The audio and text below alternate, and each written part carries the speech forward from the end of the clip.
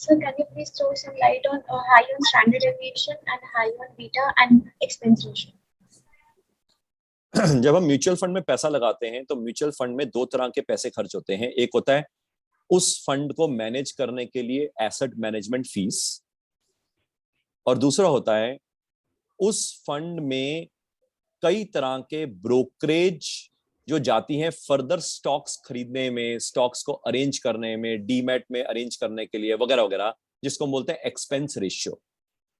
Expense ratio is day to day expenses incurred in order to run that mutual fund, तो वो expense ratio होता है। Expense ratio normally किसी भी mutual fund का 1.5 से 2% नॉर्मली होता है, तो ये हो गया एक्सपेंस रेशियो। जो बीटा और स्टैंडर्ड डेविएशन है, फिलहाल के लिए आप सिर्फ इतना समझ सकते हैं, volatility in the return is known as standard deviation. यानी कि आपका रिटर्न फिक्स नहीं है, रिटर्न कभी ऊपर है, पॉजिटिव है, नेगेटिव है, पॉजिटिव है, नेगेटिव है, पॉजिटिव है, नेगेटिव है। So this is the volatility in the return. So volatility in the return, the deviation in the return is standard deviation. यानी आपका रिटर्न फ्लक्चुएट करता है, कभी पॉजिटिव होता है, कभी नेगेटिव होता है, कभी पॉजिटिव होता है, कभी नेगेटिव होता है। This is deviation in your return. Beta is the correlation of this volatility in the return of a stock against the volatility in the return of the market. यानी कि बीटा कोरिलेशन भी हो जाता है और volatility भी हो जाता है, दोनों चीजें हो जाती है।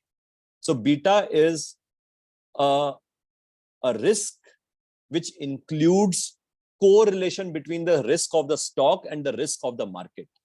Say for example, मार्केट टूटती है 5% और आईसीआईसीआई बैंक का शेयर भी टूटता है, सो दोनों टूटते हैं यानी बीटा पॉजिटिव है, दोनों बढ़ते हैं यानी बीटा पॉजिटिव है। मार्केट टूटती है मगर शेयर बढ़ता है तो यानी बीटा नेगेटिव है। मार्केट बढ़ती है मगर शेयर टूटता है तो बीटा नेगेटिव है, यानी कोरिलेशन नेगेटिव है, दोनों उल्टी दिशा में जाते हैं। एक तो ये, दूसरा स्टॉक कितना ज्यादा टूटता या बढ़ता है वो डिफाइन करता है कि बीटा कितना बड़ा है।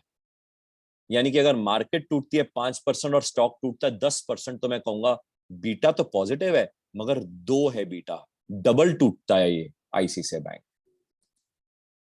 सिमिलरली मार्केट टूटती है 5% और शेयर बढ़ता है 10%, तो मैं कहूंगा बीटा नेगेटिव है और नेगेटिव 2 है, यानी मार्केट टूटती है तो ये बढ़ता है। तो वाइसा वर्सा भी होएगा, मार्केट बढ़ेगी तो ये टूटेगा भी, मार्केट 5% बढ़ेगी ये 10% टूट जाएगा, तो ये बीटा नेगेटिव हो गया, -2 बोल सकते हैं हम इसको।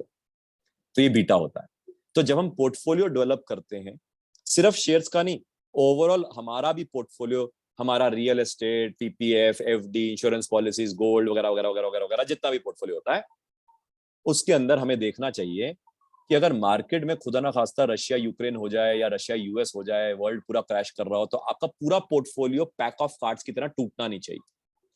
तो जिसके लिए आपको पूरे पोर्टफोलियो का बीटा देखना चाहिए। सिमिलरली अगर मार्केट वॉलेटाइल होगी तो आपका पोर्टफोलियो का रिटर्न कितना वॉलेटाइल होगा, क्योंकि रिटर्न ऐसा है ना, कुछ तो रिटर्न चाहिए भी होगा खर्चा पानी निकालने के लिए।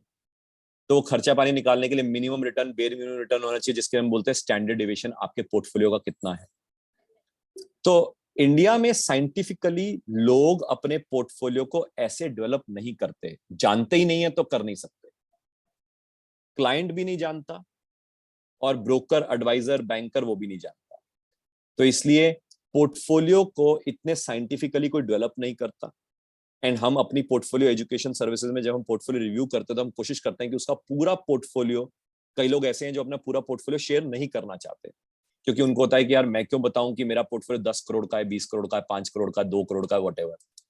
मगर जो लोग शेयर करते हैं, मैं उनके पूरे पोर्टफोलियो का क्या उनका शार्प रेशियो है, क्या स्टैंडर्ड डेविएशन है, क्या बीटा है, वो मैं निकाल के कोशिश करता हूं कि इनका पोर्टफोलियो अलाइन हो जाए। तो ये स्टैंडर्ड डेविएशन और बीटा का सिग्निफिकेंस होता है। और सिमिलरली जो हमारे स्टॉक्स के पोर्टफोलियो हैं उसमें भी हमारा स्टैंडर्ड डेविएशन और बीटा बहुत सिग्निफिकेंट होता है, क्योंकि जब मार्केट क्रैश करेगी, मार्केट टूटेगी या वॉलेटाइल हो जाएगी, तो 10 में से 9 बार ऐसा होगा कि अगर मार्केट टूटने की कतार पे है, हम नॉर्मली मार्केट से बाहर पहले ही निकल जाते हैं। तो भगवान की बड़ी कृपा है, गॉड्स ग्रेस है कि मार्केट टूटने से पहले हम मार्केट से बाहर खड़े होते हैं। जो लोग पुराने जुड़े हैं उनको पता भी, उन्होंने देखा भी। मगर अगर खुदा ना खास्ता बाई चांस हम कभी ना निकल पाए, 10 में से एक बार हम फंस गए बाई चांस, या कई बार हम किसी पोर्टफोलियो में समझो 80% इन्वेस्टेड नहीं है, 30% इन्वेस्टेड है, तो हमारा पोर्टफोलियो टूटेगा। तो हमारा पोर्टफोलियो मार्केट के पोर्टफोलियो से कम टूटना चाहिए। यानी कि जहां मार्केट का पोर्टफोलियो 50% टूट रहा हो, हमारा पोर्टफोलियो 12%, 15% टूट रहा। तो इसको हम बोलते हैं हमारा बीटा बेटर है, हमारा स्टैंडर्ड डेविएशन बेटर है, हमारा शार्प रेशियो बेटर है। मगर मैं जब पोर्टफोलियो रिव्यू करता हूं, जब डिटेल्ड मेरे पास पोर्टफोलियो रिव्यू आता है, मैं उसमें ये पूरा रिव्यू करता हूं। अदरवाइज जो स्टॉक्स वाले जो पोर्टफोलियोज होते हैं उसमें तो मैं मेंटेन करता ही हूं अपने एसेट एलोकेशन की साइड पे।